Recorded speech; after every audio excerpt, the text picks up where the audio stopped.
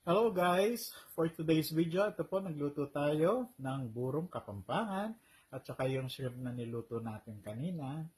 So, ito po ay ginawa ko. Ako po yung mismong gumagawa. This is homemade. So, mamaya ay kukuha ako ng talbos ng kamote. Yan, terno dyan, piritong isda. Meron pa akong tilapia dyan, baka magpiprito pa ako. Tsaka steam na kamote.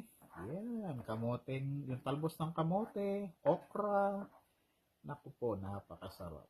Yung mga lettuce, romaine lettuce, dahon ng mustasa, yung bok choy, kahit hindi nyo lutuin yung bok choy, pwede rin nyo i-dip dyan.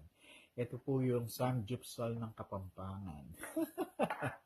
So this is our burong Kapampangan. And this is our homemade buro. Okay, thank you.